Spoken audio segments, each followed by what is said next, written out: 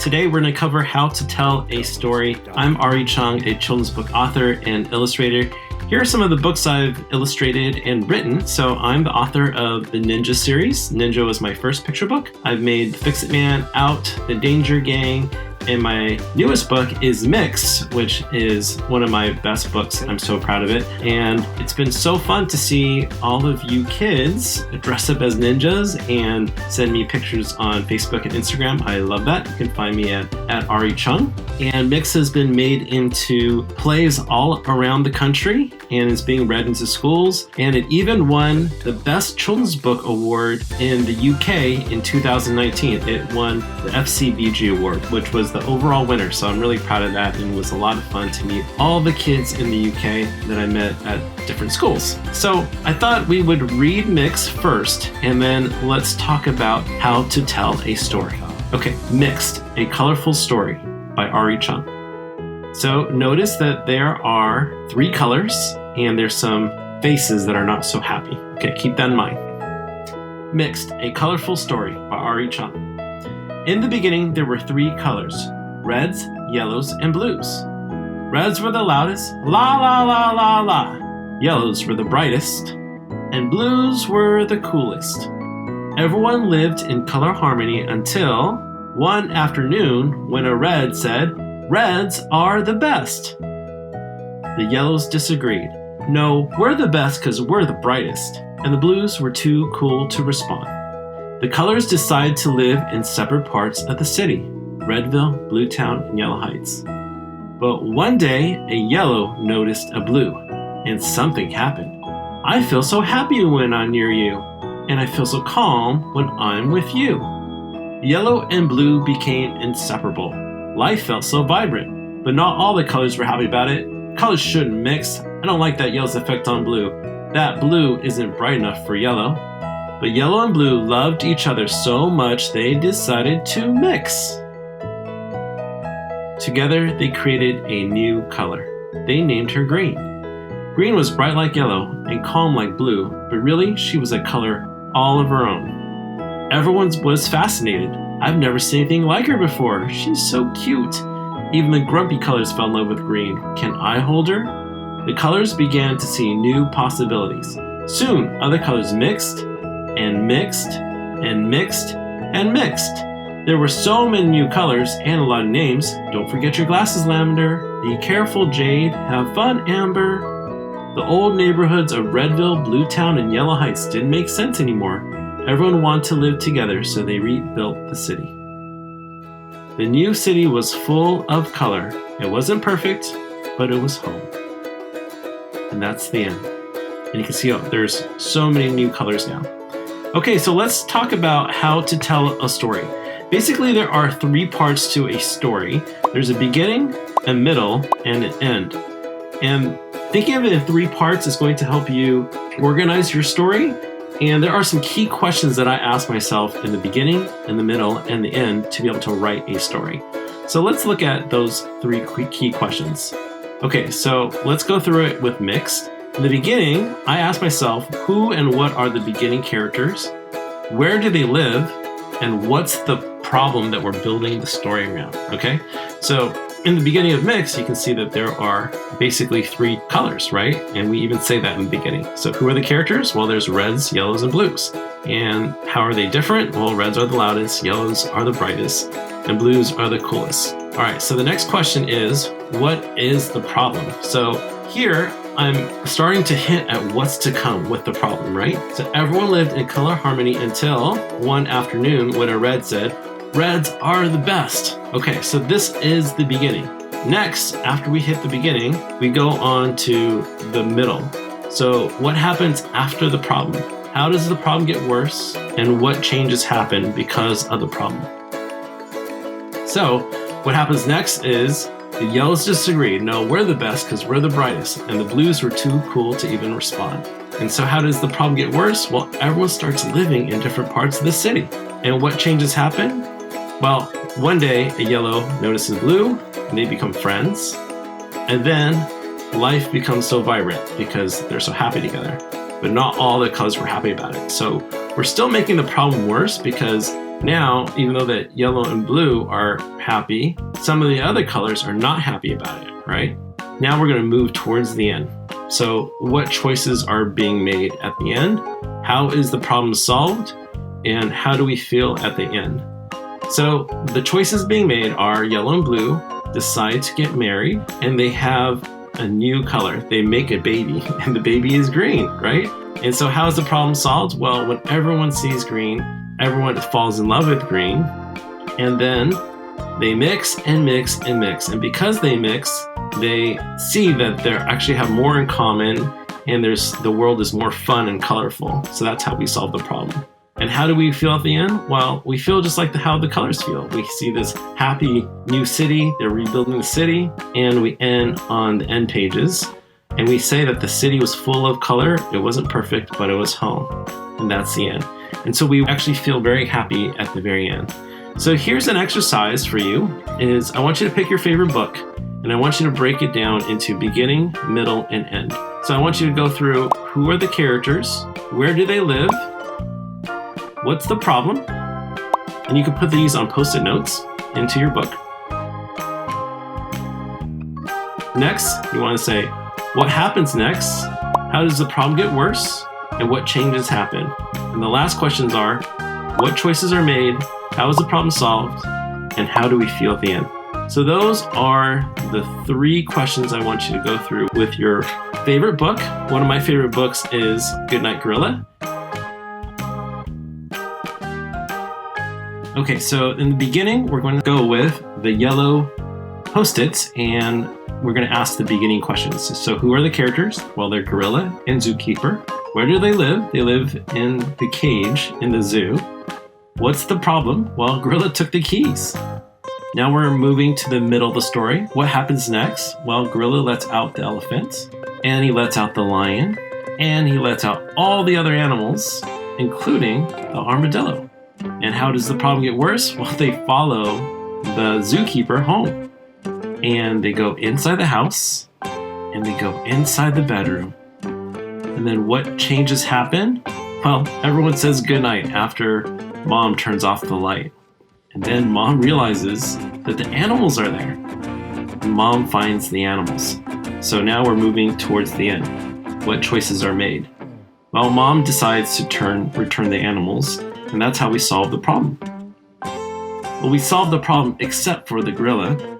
And how do we feel at the end? Well, it's funny because gorilla follows Mom home and sneaks inside the bed and says goodnight. And there's a little mouse that actually says goodnight, gorilla. So he's not the only one. And it's a funny little joke. So how do we feel at the end? Well, we feel like it's funny. And we had a fun time reading this book, and we're ready to go to sleep. Okay, this lesson is more of an advanced lesson on how to tell a story, and it's going through a story framework that I use to help me organize my ideas and organize my story. So, the story framework goes like this. Number 1, you want to establish the character.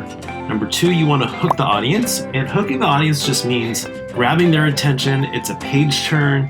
It's something that makes someone say, I want to know what happens next.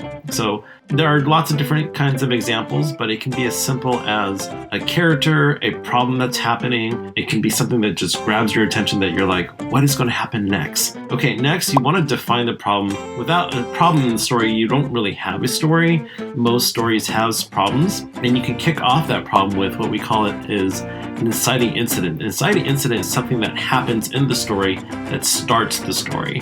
So usually this is an action, and I'm going to show you what that is in Mix. And next, you want to escalate the problem. So defining the problem and kicking it off with inciting incidents is the start of your story. Escalating the problem, now there's a lot more that goes into this idea, but escalating your problem is basically thinking about what is the theme in your story, what is the plot in your story, and what are the emotions in your story. And then you can figure out from there how you're going to build the plot. Okay, from there, we're going to resolve the story, and that usually comes to an emotional peak, and then we're going to finish the story with a satisfying ending. So the first 4 steps is really the beginning of your story, and starting your story really well sets up your story for everything else. The middles of your story is based on the main problem in your story and making that worse. Your character does go through some choices, and then there's a peak of your story where you then finish your story and you resolve what that story problem was going through. So let's look at mix as a detailed example. So in the beginning, I established the characters, right? I have reds, yellows, and blues are right on the end pages. And then next, I have mix, a colorful story. You see again, red, yellows, and blues. So we're establishing the characters again. We're establishing the world. In the beginning, there were 3 colors. In the beginning, we're establishing the characters, establishing the characters, establishing the characters. And here's our hook, right? Everyone lived in color harmony until ... And we see this little red guy, and he's frowning. He's the only one that's frowning, right? So it makes you wonder, oh, what's going to happen next?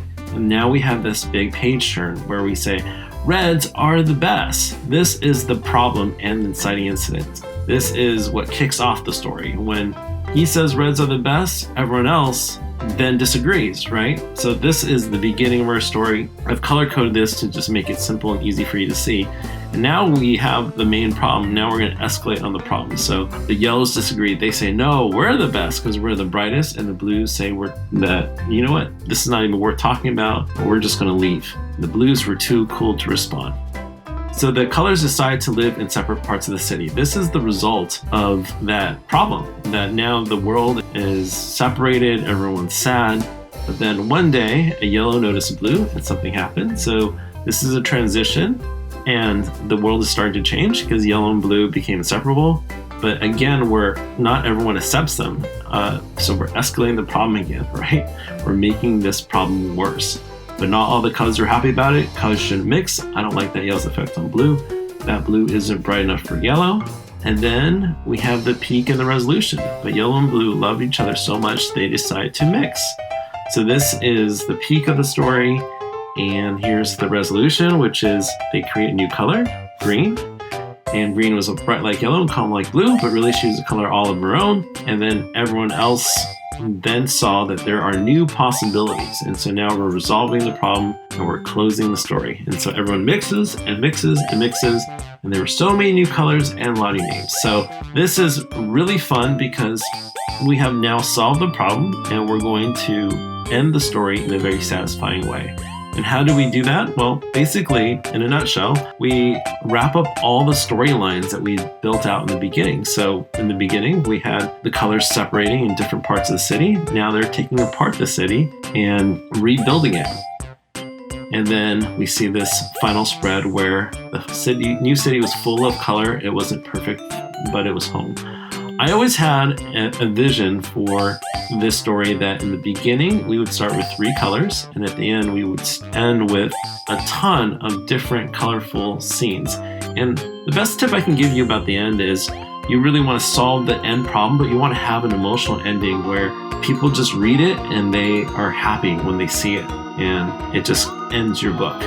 So your exercise now is to take your favorite book and go through the beginning, middle, and end in establishing your character, hook, the audience, define the problem, look at where the inciting incident is, escalate the problem, peak and resolution, and satisfying ending. Doing this exercise of putting a post-it on your favorite book will really help you see how that story is structured and how you can structure your own stories. All right, guys, have fun with this example. I'm just going to give you an example of breaking down the story of Dogman, and this one is a super funny story, very wacky, but I just want to show you how you can apply this framework to see where the key pieces of the elements of story are. So characters in place. In the very beginning, you see the chief come in and he's looking at these 2 lazy guys laying on the couch, Officer Knight and Greg the dog, and the chief yells at him, "Hey, what are you guys doing? You guys are the worst cops ever." So we're setting up the story by saying, what's the problem? Well, these 2 guys are kind of not very good cops, and the chief is yelling at them. All right, so then we introduce Petey, who's the evil cat, and his sidekick, who says, "Are you worried about the two cops?" And he's like, "No." He's like, "But what if they work together? Then they could be a foe." And then he's like, "Oh, you're right." And so Petey makes a plan, and he has a bomb. So that's the hook, right? It's like, what is he going to do with the bomb? And so when you turn the page, kablooey! So you can see here that Officer Knight and the dog are all blown up. Greg the dog is blown up, right? And they're basically in the hospital. And they can't do anything. So sad. And so that's the beginning. But what happens next? Well, what happens next is that we make Dogman. We combine the two. What a crazy, funny idea, right? And Greg the Knight and his sidekick are no more, right? They are now one. And Petey is now upset. He says, "What? Rats! I unwillingly created the greatest cop ever." But he has a new plan, right? He creates a vacuum creature and he goes to attack Dogman, right? And so this is all the middle of the story where he's attacking Dogman with his new invention. And how do we solve the problem? Well, we solve the problem by the vacuum going underneath water and it's sucking up all the water and it blows up and Petey gets washed away. Dogman rescues him and returns him, and he returns him to the cops as well to the chief, and everyone basically is happy because Petey is now captured and Dogman is a hero. So Dogman went from being the worst cop ever to being the hero, and so we end with a happy ending. And so we resolved the main problem, right? The main problem in the very beginning was that Dogman, or Officer Knight and Greg the dog, were the worst cops. But by the end, together, they became Dogman. So that's the end. Okay, so your assignment is to do a favorite master study and post it in Facebook, in our Facebook group, and then use the post-it ideas to come up with story ideas and post them as well.